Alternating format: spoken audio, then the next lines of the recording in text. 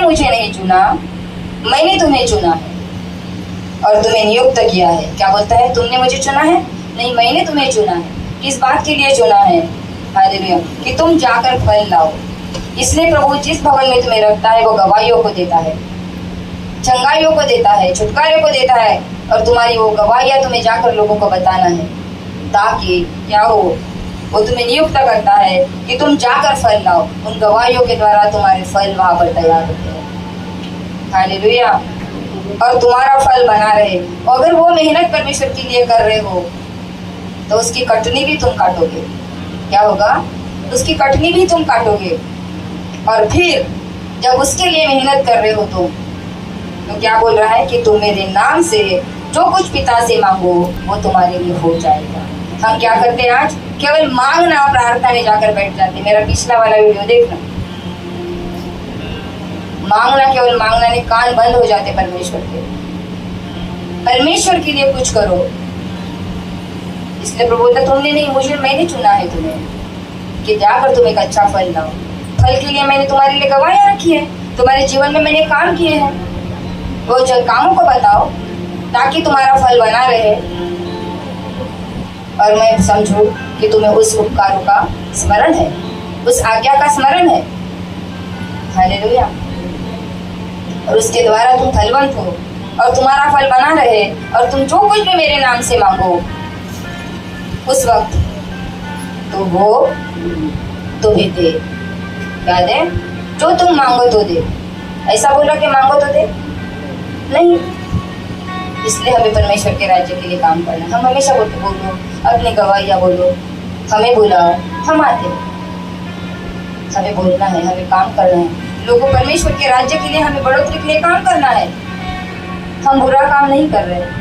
Hallelujah, एक एक जान को हम बचा रहे। Praise the Lord. आइए हम देखते हैं पहला इतिहास 16वां अध्याय उसका 22वां वचन।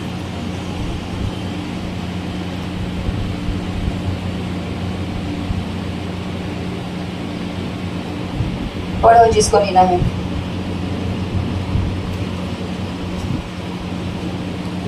मेरे अभिषिक्तों को मत छुओ और न मेरे नबियों की हानि करो। क्या बोल रहा है? मेरे अभिषिक्तों को मत छुओ और मेरे नबियों की हानि मत करो। हम ऐसी कितनी गलतियां कर देते हैं कि हमारे अभिषिक्त को छूते, बोलते हैं, डांटते हैं, पर परमेश्वर पसंद नहीं करता उन्हें कुछ बोलना, क्योंकि नियुक्त किसने किया है? उनको यहाँ पर परमेश्वर ने किया है। इसलिए उनके मुख से वो बातें करता है, पर हमारे मन में जो आता है हम बोलते। इसलिए बोलता कि मेरे अभिषिक्तों को मत छुओ। ये किसकी आज्ञा है? परमेश्वर की। और मेरे नबियों की हानि मत करो। मेरे भविष्यवाणी करने वाले, उनकी हानि करते हम लोग। हम डांटते हैं, हम बोलते हैं ये नहीं हो रहा, वो नहीं हो रहा, पर हम अपने जीवन को जांचते ही नहीं कि मेरा जीवन परमेश्वर के योग्य है क्या? क्या परमेश्वर के चाल चलन के अनुसार एक बाण बनकर, एक अच्छा आत्मिक पुत्र बनकर मैं कर रहा हूँ क्या? मैं आत्मिक पुत्री बनकर मैं वो सेवा कर रही हूँ क्या जो परमेश्वर ने मुझे आज्ञा दी है?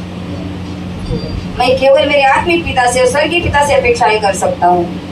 वो अपेक्षा मैं करता हूँ, वो मुझे चाहिए, पर परमेश्वर के लिए भी हमारे कुछ कर्तव्य है। और हम जब नहीं होता है तो हम डांटते हैं या बोलते हैं हमारे सेवकों को। हालेलुया, प्रभु नहीं चाहता कि उसके अभिषिक्तों को छूना या बोलना या ये, मतलब जब कोई उसे छूता है तो परमेश्वर की आंखों की बुद्धि को छूता है। हालेलुया, इसलिए बहुत संभल कर सेवकों के लिए बोलना है। Hallelujah, praise the Lord. आइए हम जाएंगे दूसरे पहला कुरिन्थी 4वां अध्याय उसका 15वां वचन।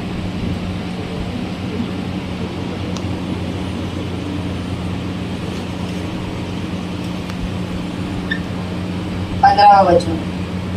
क्योंकि यदि मसीह में तुम्हारे सिखाने वाले 10,000 भी होते तो भी तुम्हारे पिता बहुत से नहीं, इसलिए कि मसीह यीशु में सुसमाचार के द्वारा मैं तुम्हारा पिता हुआ। Praise the Lord. क्या बोल रहा है यहाँ पर?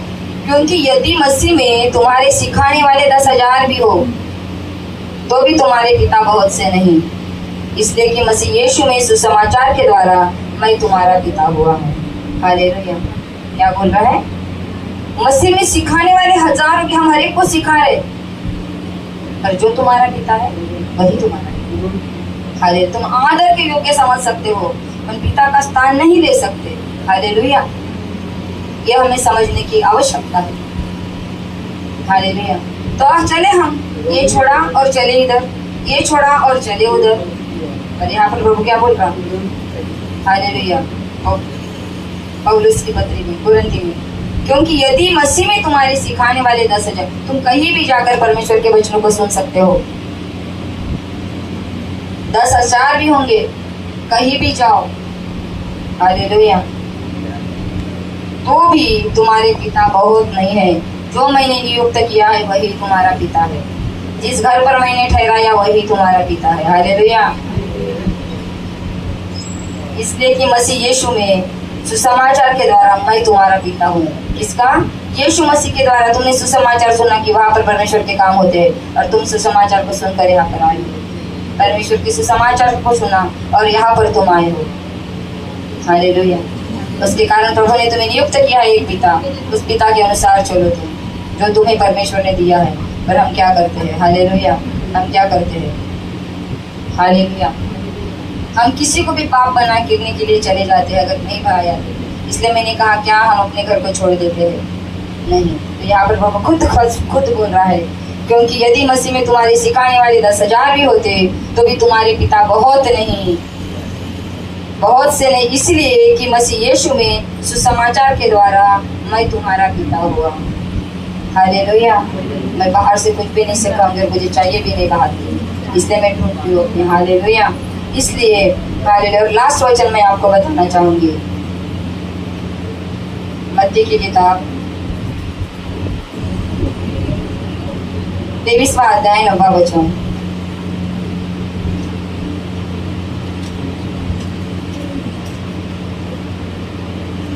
मीना, पृथ्वी पर किसी को अपना पिता ना कहना, क्योंकि तुम्हारा एक ही पिता है जो स्वर्ग में है। Praise the Lord. तुम्हारा शारीरिक पिता तुम्हें दिया गया है, जिसके द्वारा तुम पैदा हुए हो। अपने रूप में प्रभु देखने के लिए बोलता, वो आइडियल पर्सन है अपने बच्चों के लिए, कि बच्चे सिर्फ शिक्षा के बाद से। पर उसके बाद ऐसे पिता तुम बनाओगे सब, वो तुम्हारे बाप नहीं होते। हालेलुया। और पृथ्वी पर किसी को अपना पिता न कहना। हालेलुया। परमेश्वर की जगह अगर तुम किसी को देख रहे हो, परमेश्वर एक ही पिता है। क्या है? एक ही पिता है, क्योंकि हालेलुया, पृथ्वी पर किसी को अपना पिता न कहना, क्योंकि तुम्हारा एक ही पिता है जो स्वर्ग में है। स्वर्ग में क्या है? एक ही पिता है, पर हम लोग उस पिता को मानते ही नहीं। या मानते तो फिर दूसरे को भी मानते थोड़ा थोड़ा। इसलिए प्रभु कहता है कि एक ही पिता है, स्वर्ग में एक ही पिता है। उसका जो स्थान है वो उसी का ही रहना चाहिए। हमें दूसरे को पिता बोलने की आवश्यकता नहीं है। हालेलुया। बंद कर दो।